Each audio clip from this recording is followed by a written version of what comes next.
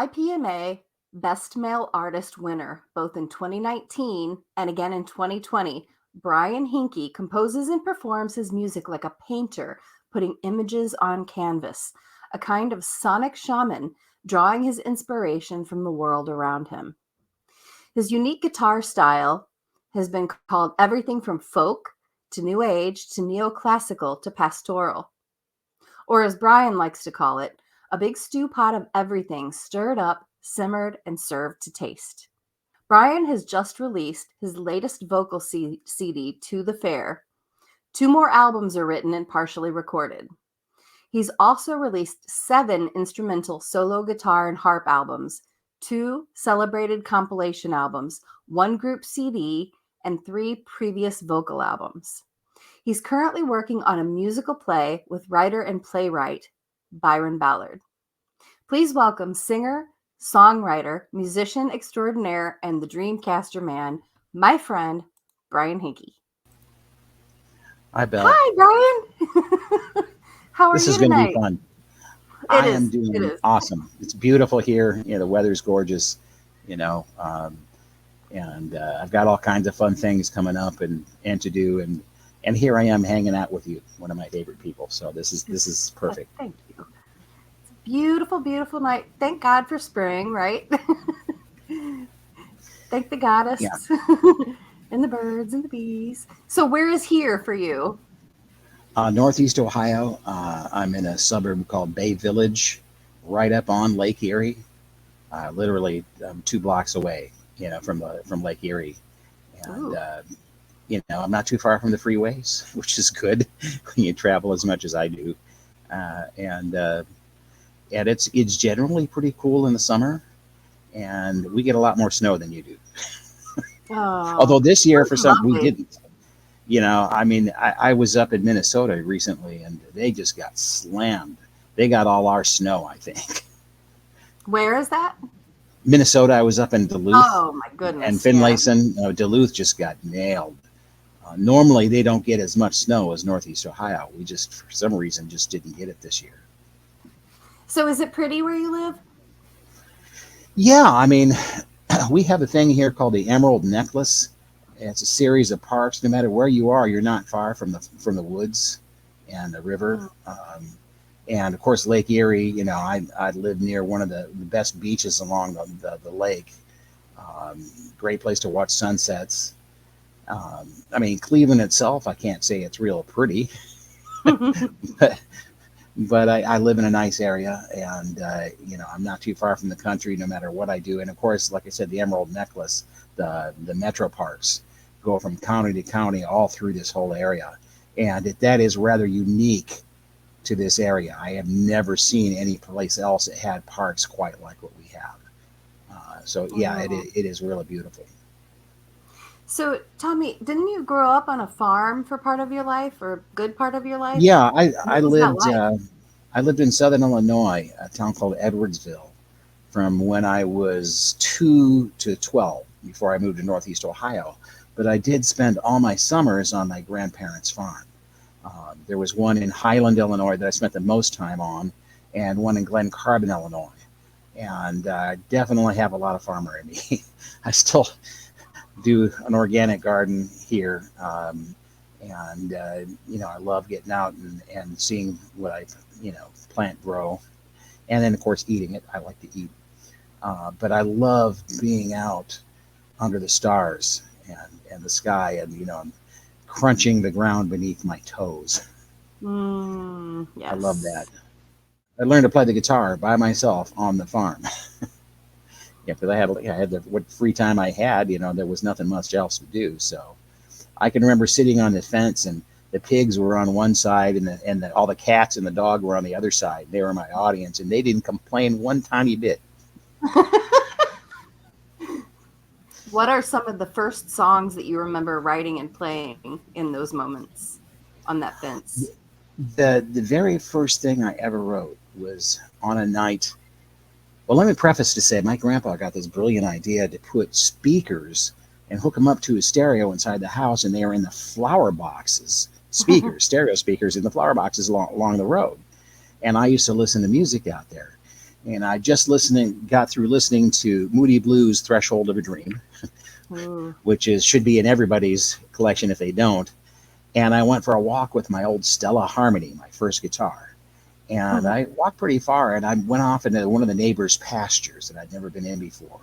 And it was real misty off in the trees, and the stars were out, and I was all by myself and occasionally strumming things, and I could sense something off in the mist, like watching me. I didn't, who knows what it was, but I could feel it.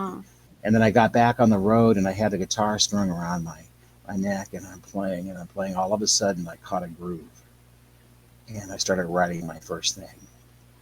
And I got a chill up my spine, and the top of my head buzzed like crazy. I'd never experienced that before. And I know now it was just the universe telling me I was on the right track. Now, I never finished a song, but I remember exactly what I played. I don't need to finish it. It was just my first time ever catching a groove and doing something. And being a totally self-taught guitar player at that time, I think that was a pretty good leap for me and a good way to get started in doing what I wanted to do. I mean, I was writing music before I ever started playing cover stuff. I was, making my own songs up. That's the best way you can put it. And the first band I was in, I was 16. I didn't even own an electric guitar. They gave me an amplifier to play through and a Melody Maker electric guitar, and I just plugged it in because I could play really fast in key. Wow, at 16? That was like a big deal at 16. Yeah, I had pretty fast fingers, and basically I say, what key is this one? All right, good, let's go. I didn't even know the songs.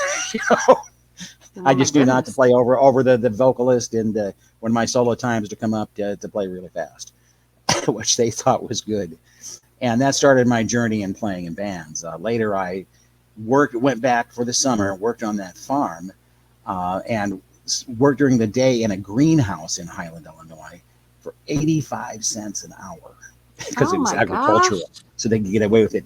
Saved up all my money, and at the end of the summer, I bought 3 things: a shirt, a fringed leather jacket. Oh yeah. This very same Les Paul that I still continue to play to this day.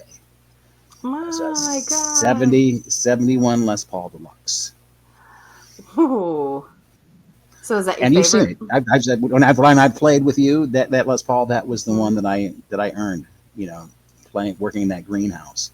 So, I'd get up in the morning, I'd feed the pigs, do all the chores, go to work 8 hours a day in incredible heat in these greenhouses, and then come home and work on the farm again because the animals needed to be fed twice, and sometimes work out in the garden because, the weeds didn't pull themselves. And then the time that I had left, I'd be playing guitar. And of course I had days off, but that's where a lot of my background really comes from, is those experiences. So you knew it, like when you were very young, that this is you, this is what you wanted to do and be, and this is who you were. Yeah, even before that, I was always obsessed by music. I can remember I was in the 5th grade and I was drying the dishes and my mom was washing, and she listened to AM radio all the time, the local top 40 kind of thing, and the DJ came on the radio and said, here's a brand new song by the Beatles I'm playing for the very first time. And it was Hey Jude. Wow. And I remember walking over to the radio by the time the song was over, and I had my mouth hanging open because nothing like that had ever happened before. That big bridge at the end where everything got bigger and bigger and more powerful. And I remember my mom saying, it's nice, but do they have to scream like that? I said, they do. But that's the way it was probably radical back then, right? I mean, that was very radical. I mean, without that song, there would have been no Stairway to Heaven. With the big bridge with the guitar solo, no Freebird. All of that formula had never been done before that I know of. Where you had the bridge become huge at the end. And it started off like, with the same kind of formula for all you songwriters out there that songs like Joy to the World or Yesterday did, where there was no chorus, where the main hook was, Hey Jude, right, bang, right away, or Joy to the World, that kind of songwriting formula. And then he did the bridge, which was, really normal. And then he did the bridge at the end where Hmm. it just got huge, and it changed everything, and it affected me very deeply. I can remember being about 12 or 13 under the covers late at night when I was supposed to be asleep, and I didn't have a flashlight and a comic book like a lot of my buddies. I had this broken transistor radio that if I put my thumbnail on one of the transistors, I could pick up the music. And back in those days, the cool music was only played late at night. You know, it wasn't Hmm. the most commercial stuff, and they'd be playing things like Strawberry Fields Forever and While My Guitar Gently Weeps and Cream, you know, the band Cream. I mean, that was the kind of stuff I was hearing. So yeah, Wow. I was slightly obsessed. I would say, what an Yeah, experience. I mean, I obviously I haven't been around quite that long, and I don't remember the impact they had, but like my mom remembers the Beatles, but she wasn't as impressed with them, I think, as well, she's an older generation. So, right. but I mean, I can't even imagine being around when like Elvis and the Beatles and Led Zeppelin, started off and then started to become a thing. Yeah, It's like those are the soundtracks to my life, and I right, wasn't even right. around when it happened. Yeah, I was born in '55. So, I mean, that was, I think, the year that they coined rock and roll. That was when they said, this is rock and roll. I think, Rock Around the Clock, was a hit then. Uh, Blackboard Jungle came out in '55. So it was like I was born into it right at the very beginning. And I was lucky because as I was growing up, Vietnam was happening. And Mm. I turned 18 a year and a couple of months after they ended the draft. So I just missed it. I had friends, older friends that were going and had to worry about it. And but I just missed it. So I feel like I was born at exactly the Oh right my time gosh. to do what I need to do, in my life. And I consider myself incredibly lucky that, my life and fate has led me to be able to do this and make a living at it, and not have anybody over my shoulder telling me you need to play this and you need to play that. Because Hmm. people tried that, it didn't work too good with me. I was in one cover band, and it was very, very good for me. It was called Skywave.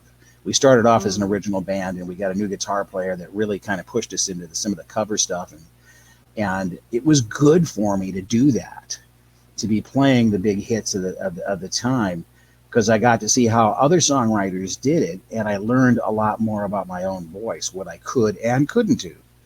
Hmm. Um, I can manage to squeak out some Foreigner and one Journey tune, but I'm not a tenor. I'm what you would call a baritone. I've got a pretty low voice, and I can sing pretty Hmm. high. I've got a pretty good range, but those high B's and stuff that some of these guys are hitting, no, I couldn't do it. I mean, I would try. I did my best, but it really taught me a lot. And seeing, again, like I said, how other songwriters did it, how they formed the words, how they balanced things. It was a very good experience for me to do that. But when I left the band and they went on to, more local success than what we had had when I was with them, it was the right thing for me to do at the right time. And in fact, there's actually a page up called Skywave the Band, where with old pictures from the different iterations of the band. I think it's pretty cool looking back, going, "Wow, that's me in 1979 or 80." You know? And I look back and I go, "Yeah, we look like rock stars." What was that like? How did that feel?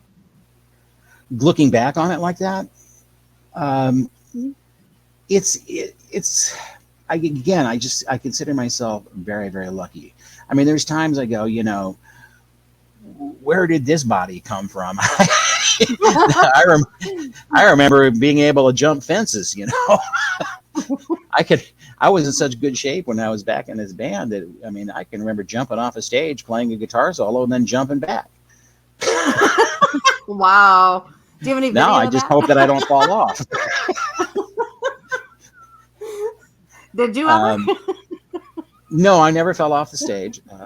That's good. I, well, I was never, very much into substance abuse. That's So good. that was never an issue. And I've been, I never had, a problem with it. And I decided to quit doing all that stuff because it interfered with my life. You know, Mm. I couldn't write as well, I couldn't play as well, and I couldn't show up on time to anything. Hmm. That's still an issue for me, but not as much as it was back then. Well, it seems like it's an issue for a lot of people, unfortunately. I think fame gets to them and they turn to something else to escape. And then they end Right. up. I think people think fame is going to be something different than what it is. Hmm. I mean, I've had a small amount of fame, and I think you know what I'm talking about. There was a time you said Sona did 16 festivals in 1 year. When In you're one going summer. places in one summer, yeah, you go in places where everybody knows you, and Mhm. you can't possibly know everybody that knows you. And it always makes me feel bad because I want to know everybody. I I like people. I generally do. I want to know them, and I don't want to hurt anybody's feelings by going, "Oh, hi, how are you? I have no idea who you are. Thanks for loving How's me. it I hear been? my Yeah. music, yeah." But I want to. I really do, and I feel bad by that. And can you imagine being so famous that you can't go anywhere without people knowing who you No, no, I are? don't think it would be comfortable. I mean, I used to No, dream of things like that when I was younger, but now that I'm older and I've got my own, nice, secure, quiet, reclusive sort of life, I can't imagine giving that up. no, and I would deal with it if I had to, but I'm glad that I'm where I'm at. I'm able to make a living playing music without being really famous, and there's a nice balance in there somewhere. I'd like to Right. be making more money doing it, but I once said that the three biggest oxymorons in the universe are military intelligence, music business, because music and business have nothing together, and pagan organization. Right.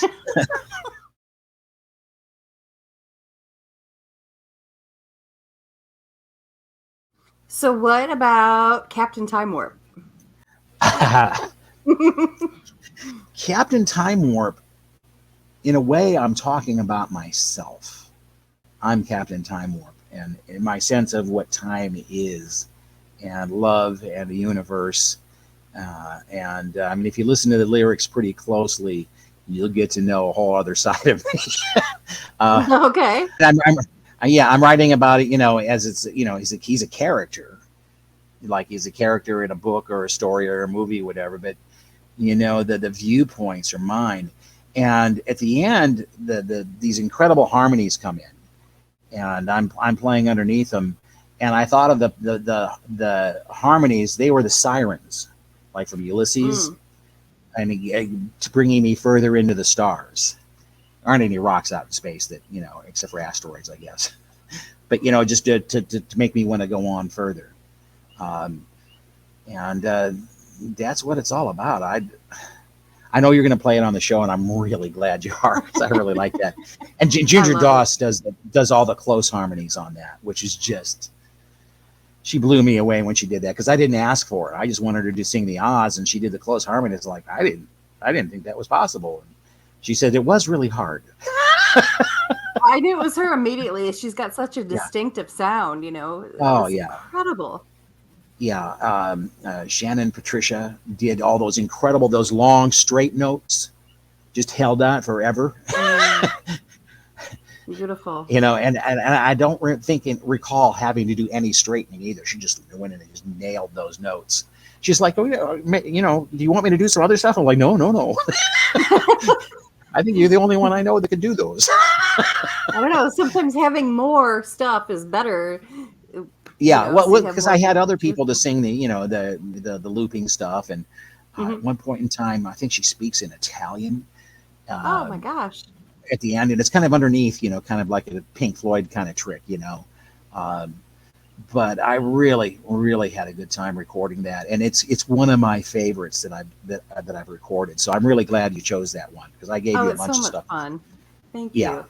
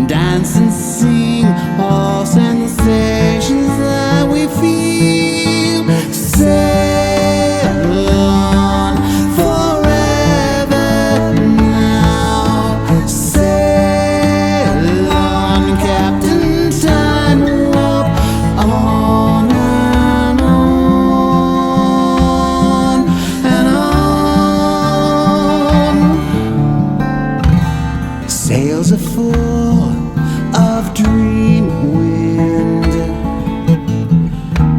sailing on seven mysteries. Sail on forever now. Sail on, Captain Time Warp, on and on and on and on.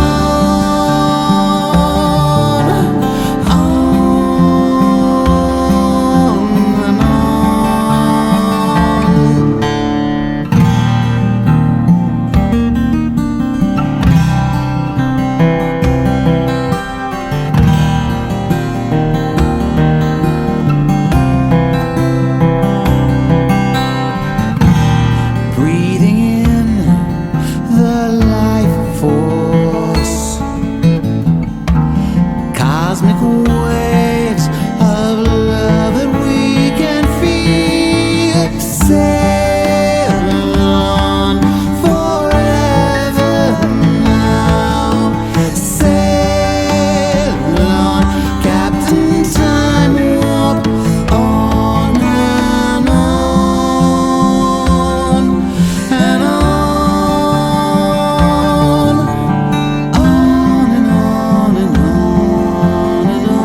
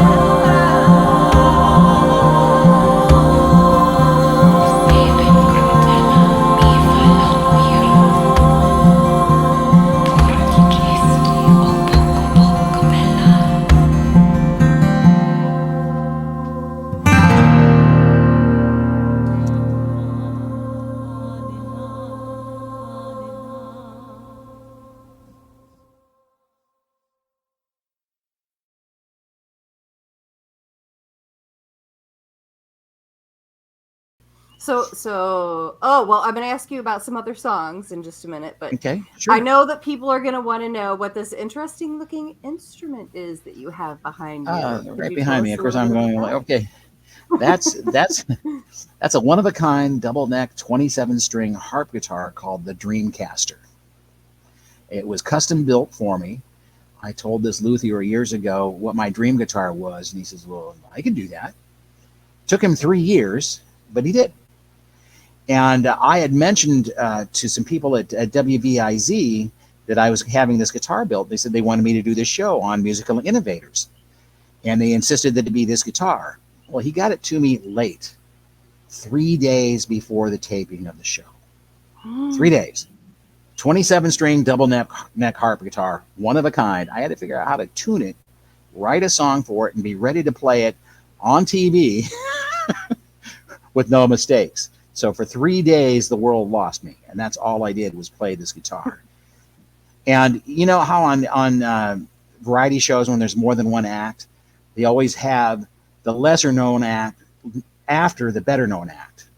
Like if you're watching the Tonight Show, they bring out Bob Hope and then some unknown comedian afterwards. Well, I was following Les Paul, not somebody playing at Les Paul. I was following the Les Paul. Come on. So, no pressure.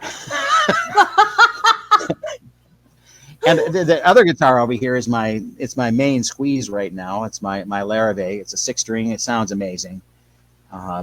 when my Taylor got stolen way back when, I called him up because I had an endorsement deal with him, and I called up Larrabee and I said, I like your guitars better, and they gave me a deal. It was back in the days when you could just call them up on the phone, and they sent this thing to me, and it's been a great sounding guitar, and most of my albums, that's a guitar I'm using. I also use a custom built 6-string called by Weeping Z. It's the Brian Henke model. That's very sweet. And of course, I have the Les Paul and the 3/4 scale mini harp guitar, which is on Sun and the Moon and the Stars. I haven't used it for any of the other albums. And I haven't used it for a little while either. I really need to bring it back. I write so much new music that I can't keep up on the older stuff. So a lot of times, if I haven't heard something in a few years and I've forgotten how to play it, and then I hear it, I appreciate it in a different way. It's like I can become more of a fan of it because I don't know what I was doing. But going back and relearning it, that's a different story. It's hard to do. Sure. Is that the guitar? That's the Larrabee? That's the Larrabee, yeah. Is that the one that you played on the waterfalls? No, if you're watching the video, that was my Taylor that got stolen. It was a Taylor 615. Oh. Yeah, I had a jumbo Taylor. Yeah. I've had just a couple of guitars stolen. That one and the one that really broke my heart was an early 60s Gibson Southern Jumbo L acoustic. Somebody came into my apartment while I was sleeping and stole it. Oh my gosh. Yeah, but the Taylor was an amazing guitar, but I got to say I like this one even better. Nice. Well, it's happy. Yeah. So it turned out to be happy.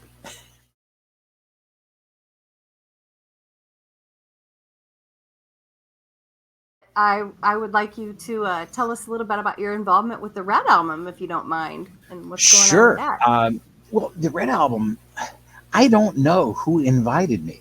Was it you? Because I know you're part of it too. I don't know who invited me or how I found out about it. But I was asked to do it, and I thought, well, I could write something new for it because I really believe in this cause. Or I've got all these songs that I could use for it, and I narrowed it down to 3, and finally I narrowed it down to Like a Bird She Flew, because I had decided that I could not do that myself on one of my albums. I even had Shannon Patricia record some vocals to it because I was going to give her the song to record on her first album, because I just, it was just too heavy. I mean, it's a song about spousal rape and suicide. I know. And you don't not do the kind stuff like that usually. No, right. I don't do stuff like that. It was too heavy, and this album came along, and I finally realized this is the song for this album. This is not something I would ever put on one of mine, but I'm really grateful to have an outlet for it and to be able to be on an album that I think is so important and speaks about so many important things. Women should have autonomy for their own bodies and spirits. Down with patriarchy. Right? You are one of the brothers. Hey, amen. And blessed be to that. Yeah. We need more of you. Let's go. let's get some stuff done in a creative way. Unfortunately, they never cloned me. I don't think they're going to be able to, Brian. No, they never cloned me.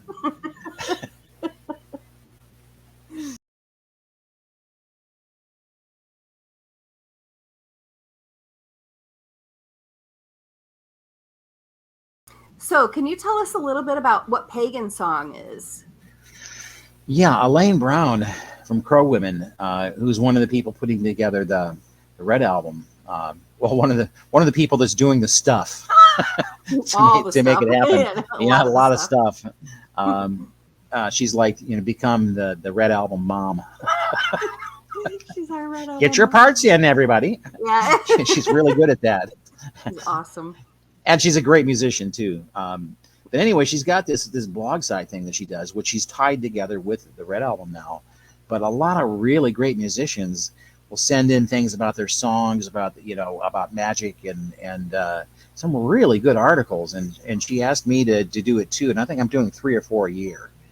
And I just sent in yesterday my article, which is about my musical instruments as magical tools. Ooh, So, tell us about that a uh, little bit. well, I mentioned I start off with by saying that I don't have an altar. A lot of people I know that do magic have an altar. That's their magic spot. I just like to think of everywhere I am as my altar, and that's Mm-hmm. just who I am. I mean, it's why I don't follow a particular path. Um, the closest I could say is I'm a bard. I'm a musician. I write music, and that is my way of expressing the divine. Every time I'm up on stage, that's me doing a ritual. You know, Mm-hmm. that my songs are magic spells, whether they be instrumental or verbal, and the words that I'm speaking and the way that I'm forming those words, it's all to raise power and vibrations, because I believe that sound and light are vibrations, and you combine love with sound and light, and you've got magic. And Mm-hmm. that's what magic is. So that is the way that I practice magic, and I just wanted to explain that a little bit more in this article. Well, I've seen you perform magic at your workshops. I've seen you play the guitar and call birds that have surrounded us and have sung back. I Yeah, mean, I it's can insane. remember playing when the cicadas were out, and I would end a song, and then they would have like a crescendo, and then they would end too.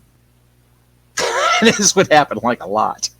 I don't even know if they have ears, but they're sensitive to vibrations, obviously. Um, and that's what it's all about. The natural world. I mean, to me, that the universe is the altar. Everywhere I go. Um, and I understand, why people want to have a place where they put all their magical tools and all the things that mean a lot to them. What they For need me, it to, just, sure. yeah, and then that's okay. Everybody does it differently. The important thing is that they do it. You know, um, perform the magic. Be the magic. Heard it first, right here. That's awesome. You say your albums are thematic. I mean, I this is so for folks that aren't aware of the song, and you'll hear it during this broadcast. There's a song that Brian has called "The Raven King," and I'm telling Uh, you that is an experience in and of itself. I remember a bunch of us at Caldera Fest up there singing, oh yeah, that background was a music with blast, you, and wasn't it? it was incredible. Can you tell us a little bit about that song? Sure. And we were talking about the farm earlier, and there's a photo of myself sitting on the fence with my daughter when she was about 3. Uh, and we're sitting on the fence. I had my old Gibson with me, and I wanted somebody to snap a picture of it because that's where I used to sit and play to the pigs and the dogs and the cat. And and I was in my early 20s, and I had a song called "She's Going Away." I think that was the name of it, and I was playing the chords for that, which were unusual chords because it was an F major seventh with an A minor ninth back and forth, Ooh, and a really unusual thing to do. And I remember I saw my hands. I thought, I remember those chords. I from the dropped the picture. song. Yeah, and from the Wow. picture. And then I had been reading a thing by Mary Ann Clark. I can't remember her name. Susanna Clark. Anyway, but she had talked about the Raven King in several short stories, and I decided to write my own version of the Raven King. And I used those chords as the basis for it. And my version of the Raven King is that he flies through the stars at night on a raven, and he's all dressed in black, so you can't really see him; you just know he's there. And this Hmm. woman goes and she's singing her dreams to the Raven King, and she throws flowers into the river, and they drift off, and so that's what it's about. And then recording it was a blast because I had all these incredible singers. If you get to hear, I uh, mean, who all is on that? Can you like oh, throw some I names out can't. there? Lynn Sanders does the wailing at the end, which just one take. And I threw it at her last second. I said, "Could you do something like?" Oh, Lynn. And I said, "And what I'll do is I'll play a guitar solo over the top." And then she did it, and I thought, "I'm not touching that." So instead, Mallory Beck, the soprano, lives here in Cleveland. She did a really super high harmony over the top, and we made it a ghost harmony. So It's not something you're going to hear right away unless you're really listening for it.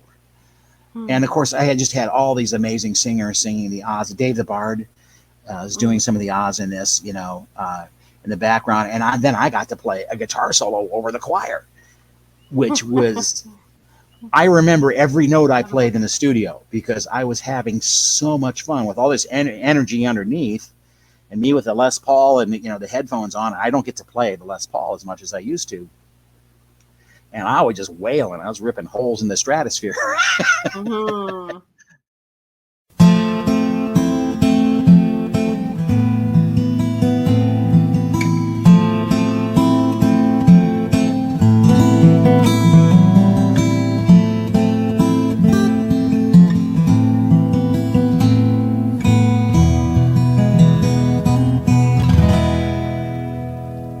She stands by a river beneath the moon, holding a basket of flowers.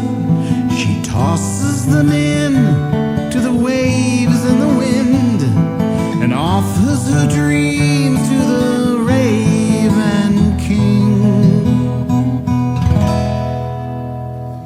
All dressed in black, he flies on the back of a raven between the stars. The breath of her dreams, wind for the wings that beat like the heart of a raven king.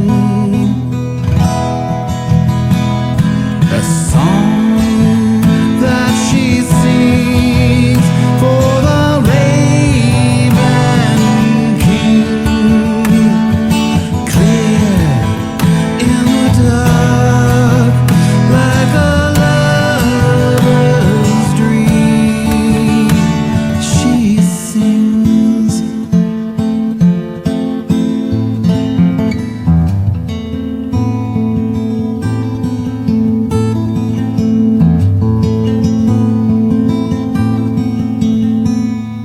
Lullabies, love songs, and faded flowers float in the wind and the waves. Clocks in towers that count the hours, illusion of time fades away. The breath of her dreams, wind for the wings, above and below, and everything beats in the heart of a raven king.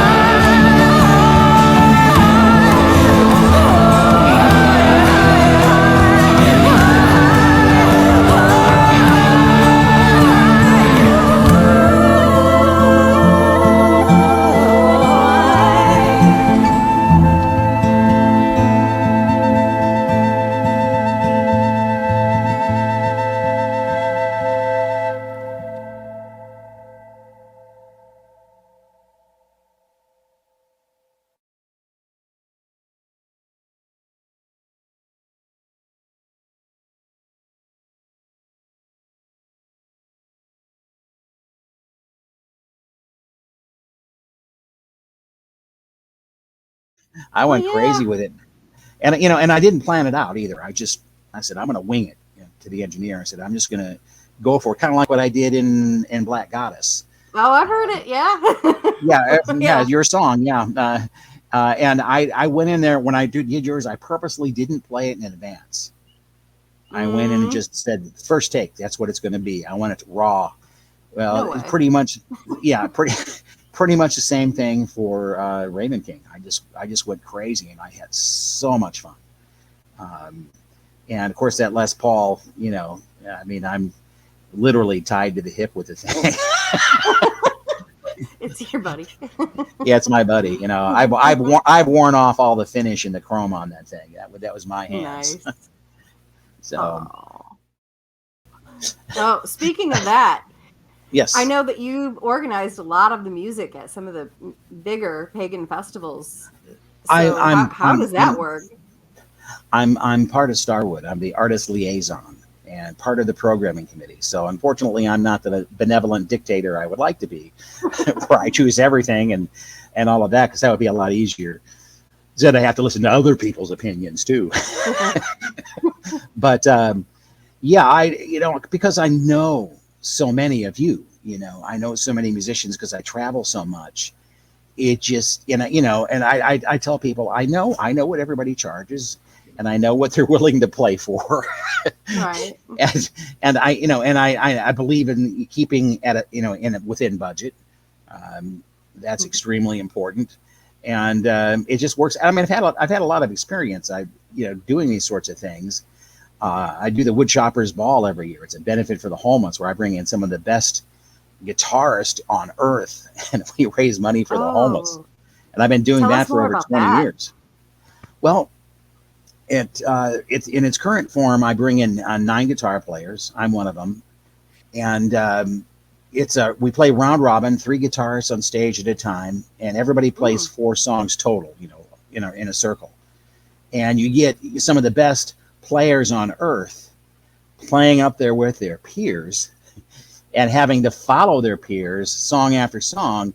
What you do is you get everybody at their best playing their very best stuff, and the audience is just like, whoa. and Ooh, and this will be our 22nd year. wow. Saturday, November 11th. We moved it to November for this year, at the Kent Stage in Kent, Ohio. Just unbelievable show. And I tell people about it, and they go, yeah, you're just talking about your show. Well, you have to see it to believe it. I mean, I've sat out in the audience and literally saw people's mouths hanging open while they're watching this Wow. because they can't believe what they're seeing. I literally am friends and play shows with some of the best guitarists on earth. It's very humbling. you Oh, what know, a blessing. you cannot have a huge ego and be all arrogant about what you're doing when you're playing with people like this on Sure. a regular So basis. it's sort of like a mutual admiration society, right? Where you're all like Yes, admiring each other's talent. right, and we all have so much fun because we only get to see each other, rarely, because we're all out working. We're all out playing different places. So when we do get to see each other, we have fun. Well, it's kind of like, Mm. at the festivals when, people like you and I see each other, we haven't seen each other in a while, it's like, oh yeah. And when we want to play songs together and hang out and talk, it's that kind of thing, and all the jokes that we learned in the past year, we can tell somebody right away. You know what I'm saying? Oh It's that yeah. kind of camaraderie. And for the audience, it's like we let them in on all the jokes. We let them in on all the stories. And they get to see some of the best players on earth all together interacting with each other. I remember I was following Pete Huttlinger once at a Woodchoppers Ball. Now, Pete played with Leanne Rimes and John Denver. He was with John Denver for 4 years, national fingerstyle guitar champion. If you ever watched Leanne Rimes live at Abbey Road, that was Pete playing guitar for her. And he Oh, was nice. the band. He played all the parts at once. An incredible guitar player. And I'm following him, of course. And he says to the audience after Jason Denny said, I'm gonna play one that's really quiet and subtle. So Jason plays this quiet, subtle piece. I'm like, that was nice. And Pete says, yeah, I'm gonna play something that's quiet and subtle. And he plays Santa Rita Connection, which is just barn burner. Miles an hour. And of course, he's one of the cleanest players that ever lived. Unfortunately, he's gone now. And it ends with an E arpeggio that hits every note that you could on a guitar neck in about 2 seconds, all the way from the bottom to the top. And I looked at him, the audience is losing their minds. And I said, Pete, that was quiet and subtle, like a plaid suit on fire. And I had to follow him. And I said, I'm going to play something completely different. That's all you get in a situation like that. I certainly wasn't going to try and play faster. Is this something that people can see on video, or do they have to go there to see this and experience this? You know, people have talked about, doing videos of it, and we tried it once with Time Warner, and they only ended up doing half of the show because they were all union or something. So, and we've talked with NPR about it, but they're kind of like maybe not. It's kind of expensive to go do a show like that, so we continue to do it just the way we do. And when somebody steps up and says, Brian, I've got the gear, I'd like to do it, I'll be sure you come on in and you do it, because I'm busy enough just trying to get the show together and being in the show that, I don't really. So all of you out there in Radio Land, if you want to come and videotape, and do something with a woodchopper's ball, call me. You heard it here. You heard it here. So who are some of the other famous people that go there and play? Well, Andy McKee did it once. I think he might be one of the most viewed guitarists ever on YouTube. I think he hit 1 million views on YouTube back in the beginning, and Carson Daly had him on his show, and it just exploded. He played with Prince for 3 months, played with him and opened for him, toured with Dream Theater. And it wasn't that long ago. I remember him sitting over there on the chair, and we were doing some little secrets back and forth on how we did what we did, and I was telling him how to get radio play, and he mentioned some new thing called YouTube, and I'm like, yeah, whatever. That'll never go anywhere. Dinosaur right here. Yeah, that's on a computer. That sounds hard. But Michael Kelsey, you saw Michael last year at Starwood, didn't you? Yeah. Yes. Yeah, Michael in 2004, he called me up and said, Brian, I was thinking about going out to Kansas for that guitar contest that you go out for. Should I do that? I said, no, that's the wrong one for you. What you should do is be a part of Guitarmageddon that Guitar Center puts together. There's over 3,000 guitar players, that entered this thing. And I said, I think you could win that. And they had the finals at the Cotton Bowl as part of Eric Clapton's Crossroads Festival. Oh my God. In front of 80,000 people, in the Cotton Bowl in Dallas. Mm-hmm. And he got a standing ovation. He was the only acoustic guitar player, and he won. I don't doubt it. Yeah. Yeah. We were sitting there, and he comes on stage. And by the end of the set, we were all just like, yeah, I literally saw people's mouths hanging open out in the crowd because I played right before him, and yeah, it was amazing. That's always a blast too. we played all along the Watchtower together. That was fun. Yeah, he's coming back this year. Oh, is he? Oh, yes. Goodness gracious! Yeah, and he and Shohei Toyota. Oh, I know. Eat your heart out, Led Zeppelin. Yeah. Oh, this guy did it without a band. And this is just a lot of incredible guitar players that nobody knows, in the general population, and I do. Same thing, with doing booking for a festival like Starwood. Starwood is unique because we have 20 stage spots if we fill everything up that we're going to do, and we get 60 to 70 applications every year because it is a cool festival to play, and we have a limited budget because we bring in more talent than we can afford because we really want to, and somehow we make it work. And I mean, we had Velvet Hammer there last year. Their reunion concert had been like 20 years since they played. Yeah, so I like doing that. I do it strictly on a volunteer basis, being the artist liaison and being part of the programming committee. And it has its difficulties anytime you work with other people, Sure. trying to make decisions on talent and that sort of thing. And I'm learning too, because there's, the whole EDM thing I know very little about, electronic, and DJs doing things. And we have the Puffer Dome there, and we're starting to utilize that more. You can imagine this gigantic inflatable dome with incredible video shown all the way around, and then incredible music inside. It's sometimes it's like this giant rave that runs all night, and that's along with all the fires and the dancing and all the crazy stuff that goes on at Starwood. It's just, you can't do it all. I mean, we have, how most festivals have, maybe 3 or 4 speakers and teachers, they're headliners. We have 70. We have a lot of speakers and teachers, and you just can't do it all.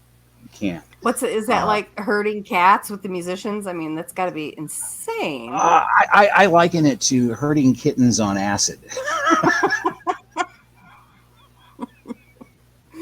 It's worse. Yes. It's so much fun, though, I bet, huh? But God, last year when I saw you, you were so busy. You were running. I was so busy. I'm trying to not make it so that I'm not quite so busy this coming year, and delegate a little bit better than I did last year. I had some things come up at the last minute I didn't expect, and hopefully that will be different. Like I'm the one that hands out the checks. Oh, so I'm pretty popular. Well. You'll be performing there too, right? I'll be performing there too. And this year, matter of fact, it's already up online. I did an event on it just for my own show at Starwood. Nice. I'll be playing the Green Man Tavern, which is right. Awesome little outdoor tavern, like a medieval tavern with a nice stage and sound and lights. I'll be doing that, a midnight show there. And matter of fact, Ginger Doss and Linda Millard will be doing the Friday night midnight show there. Oh, yeah. And you Mariah Dawn Shepherd and the Cobra Dragon. Yes. We just did. They're doing a midnight show. Yeah. Oh, good. So after the main so stage is done, then it'll continue on there, or people want, they can go down to Paw and dance and drum and stuff. So it's going to be fun. So yeah, I that's where I'll be this year. Next year, probably the main stage again. I wanted to break it up and step back and give some other people a chance to be on the main stage. So I'm not there every year. Wonderful. And if you all have not been to Starwood or haven't heard of it, I mean, you need to go just to experience the all-night drumming and the main bonfire, which is just something out of this world. It's like 30 feet high before they light it. Yeah. it's just incredible. It's out of this world. It's one reason that a lot of people go. And that. Oh yeah, I mean, we have that giant screen, which is like 50 feet by 30 feet, and they show Rocky Horror Picture Show outdoors. Yeah. That was fun. Yeah, and we're planning on doing that again this year. I mean, it's like I said, there's so much going on, you can't possibly do it all, and it doesn't really fit into your typical pagan fest. I mean, there's a ton of pagans there, but I like to think of it as a transformational fest. It's where you go to transform into who you really are. Right, and I think they pretty much advertise it as this is not really a pagan fest. It's more like a music fest with magical things going on, right? Yeah, and it's not like a music fest in where you have music going 24/7. I mean, it doesn't start until in the evening. We don't. I mean, 5 o'clock to 6. We have sets at the Green Man. Matter of fact, the IPMA Awards will be there this year again, at the Green Man Tavern between 5 and 6. So I mean, it's not like it's a lot of music festivals. They start at maybe 10 o'clock in the morning, and they go until 2 or 3 o'clock in the morning the next day. This is not like that. It's not focused on just the music. We do have great music though. Right. And so you're also going to be at Cauldron Fest? Cauldron Fest. That's coming up real soon. Yeah. April 20th? And then April 20th. Festival? Yeah. Pagan Unity Festival in June, and then Chrysalis Moon and Earth House in June, and then Earth House. As a matter of fact, they're both at Eagle Cave, and I'll be doing that back to back, which is kind of sweet. and then Starwood in July, Free Spirit Gathering the beginning of August, Cleveland Pagan Pride in August, Oh, goodness. and I'm doing a show with Michael Kelsey and Shohei Toyota from Japan, a Wizards of Acoustic Guitar at the end of July in Westlake, Ohio, 10 minutes from my house. Which will be awesome. So I and that's just for till fall. Fall will get busy too. But this is festival season. Yay, festivals. Right. Are you ready? My car isn't packed yet. Mentally, are you like prepared for the Oh yeah, the I'm very camping prepared. and Yeah, the camping. Weird thing is a lot of fests I play. They put me in a cabin. that's good. I'm so spoiled. That's nice. Yeah, No. yeah. I mean, sometimes- Starwood, I need a tent. Yeah. Starwood, I need a tent. There aren't any Right. cabins to put people in. And Sirius Rising, I have to sleep in a tent. That one I haven't booked yet. I'm still waiting for word. I should hear that pretty much any time now. This is usually about the time that they start telling people, "Hey, you're hired." And I haven't missed a year in about 10 years, and I'm hoping this won't be the first. I love playing there. Now, is that at Brushwood Folklore Center Brushwood in New York? That's a Brushwood. Okay. Yep. Yeah, it's a beautiful place. Oh my gosh, I Yeah. haven't been there in forever. Yeah. It looks like I'm gonna have a pretty busy year, and I'm liking it. Good. Yeah, That's I took on what I call my day job, good. which is I do music therapy at a hospital twice a week, Summa Rehab Hospital, and I play in the physical therapy gym, unplugged, just instrumental stuff, real quiet background stuff, and I do that in the morning twice a week, which means I have to get up early. But I'm really enjoying that, and it helps get through the winter time and when I'm not playing festivals, because I don't have a regular job like a lot of people for the slow times. I'm glad I don't, because I wouldn't be able to do the festivals then. I wouldn't be able to do all that either. But I can remember back when I was doing the coffee house circuit, when I first started doing this, God, 20 years ago or whatever. I was doing 300 shows a year. Wow. See, now. And they didn't pay very well, but it all added up. I was playing, $50 coffee house gigs. I played the Borders book circuit, I don't know if you remember doing that. It was like $100 and a gift certificate. I played those all over the country. Yeah. I did that, but 300 shows a year, meant I was making a living at it. I certainly couldn't have been doing anything else with that much. I remember one year putting 85,000 miles on my car in a year. Do you book all this yourself? Yep. Oh, Lord. Yep. I do all my own booking. I am my own band. I truly am the only idiot I have to deal with. Are you going to do this forever? As long as you can? As long as I'm physically able to. All right. And I, like I said, I consider myself very lucky and blessed to be this healthy and to be able to continue to do it. My voice sounds better than it ever has in my entire life. Yeah, even better than back when I was, doing Journey and Styx and that cover band. And I feel really good about the directions that musically that I'm heading in. To the Fair was a blast to do. I tend to be thematic in my albums, and To the Fair is definitely has that kind of theme. The next one I have decided that it's going to be called I'll Follow the Stars, and it's a little bit more. It's a little bit more down to earth, say, than To the Fair. There won't be any unicorns or talking ducks or anything in this one. It's and actually, no, I have not written about talking ducks yet. Although I'm doing a project with Mariah Dawn Shepherd and Covert Dragon, and we decided that our theme is going to be mythical creatures and woodland creatures, And who knows? Oh, Maybe I'll write about a talking duck. Um, yeah. I mean, So you and the I, yeah, we've talked about this sort of thing, quite a bit over the years. I've known, for all of you to know, I've known Belle for a long time. Um, and it's just part of what we do. And those of us in this world are more aware that it's magic than maybe some others. Um, I mean, and it's powerful. It's so powerful. You can do negative things with it too. Mm, You can break glass if you really want to. You can mm, draw dark spirits out. for I know sure. I've done it, not knowing what I Hmm. was doing at the time. Um, yeah, I don't anymore because I'm more aware of it, and I know what Right. I know what I want to express.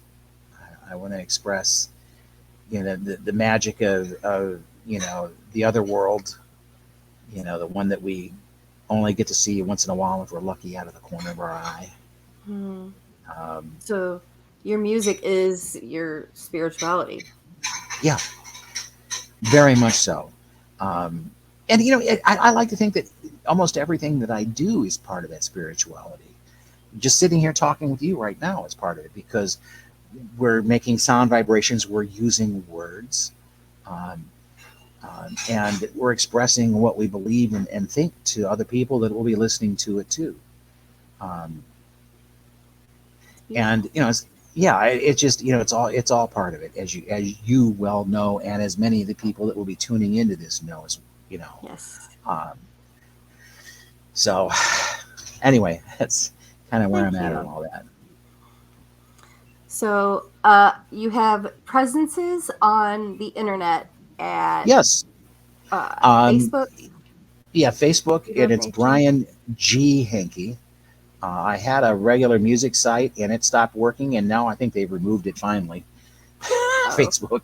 It was up for a couple of years, and I couldn't do anything with it. So I got a personal site, and that's Brian G. Henke, and I it's already up to 5,000 friends plus several hundred waiting. So if you want to Nice. log on and become friends with me, please be patient. But you can message me, and I'll answer back the message, and we can be tied together that way too. Um, and and reverbnation.com/Brian Henke. Brian Henke is one word, and that'll bring up just about everything I've ever recorded, and you can listen for free, and a ton of the stuff is downloadable for free too.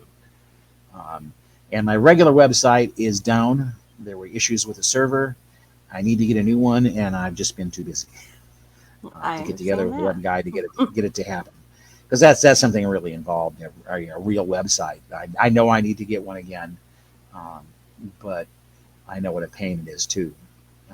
So hopefully, maybe in May, because I'm actually All not right. playing any festivals in May. I've got a million projects to do in May, including things with the garden and things like that. Because I like building things too. I know. And do you like growing things too? Do you plant? Uh-huh. Yeah. Oh, I love nice. having a garden, and I've built an amazing tree house, and I'm very slow, and Oh, I'm not a pro by any means, but I do like doing that sort of thing, and that's a form of magic as well. When you can imagine something in your mind and you make it real. You know, that's I mean, what beautiful. is magic for? It's to imagine and then make it real, make it happen. Manifestation, right? Manifestation. Yeah. Yeah, it's just you have a way of bringing out other artists' true self, when you play with them because what you add is just so gorgeous Well, thank you, and it's so thank you. heartfelt and it's just anybody that gets the opportunity to play with this guy, you know, I'm it's ready. just it's a wonderful experience. Call me. Wonderful. I'll do the Yes. comedian calling, with a finger down Yeah. here and then thumb up on my ear, because the phones don't look like this anymore. They're more like this, a brick. Right. That's Call funny. me. Well, we're going to see you a lot more of you, I'm sure, in the near I hope future so. and And invite for me back years and years to anytime. come. Oh, Invite me thank back you. anytime. I Thank like your you. show. I I really enjoyed myself. thank It's you. really good. Thank you. Well, Brian, I love you and I Love you appreciate too. you and I'm so grateful that you decided to come and spend a little bit of time with me this evening, and to all of our audience members, and I'm sure they'll greatly appreciate it. We're going to share a lot of your music and all of your links Thank and you. some of your shows Thank that are you. coming up. And for everybody watching, this is one of my favorite people. I don't know which side she's going to be on in the whole Go like planet. this. So yeah, like this. Like this. Sure. Both hands. There you go.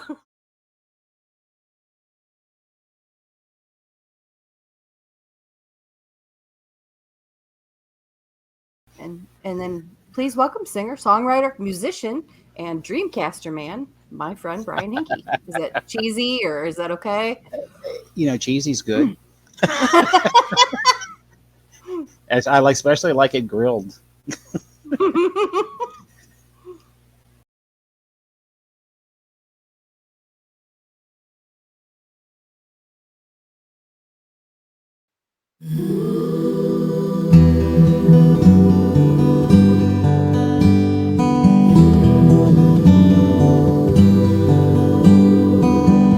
I was 4, you were 7, on the darkest of nights. You said to me, don't be afraid. We boarded a boat down at the river on the darkest of nights. Music was played by she and by shades. You said to me, don't be afraid. You said to me, the land of the she is just on the other side.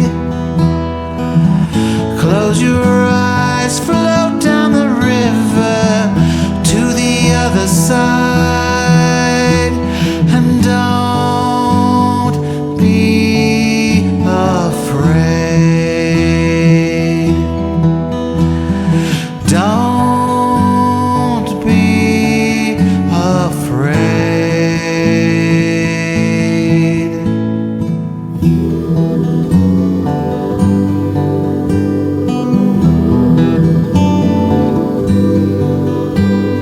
Closing my eyes, I gave the boatman a handful of dreams.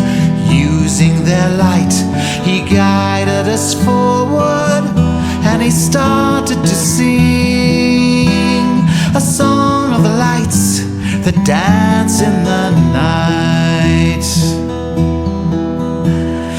Dancing in dreams, I held you tight. You said to me, the land of the she is just on the other side. Close your eyes, float down the river to the other side, and don't be afraid. Don't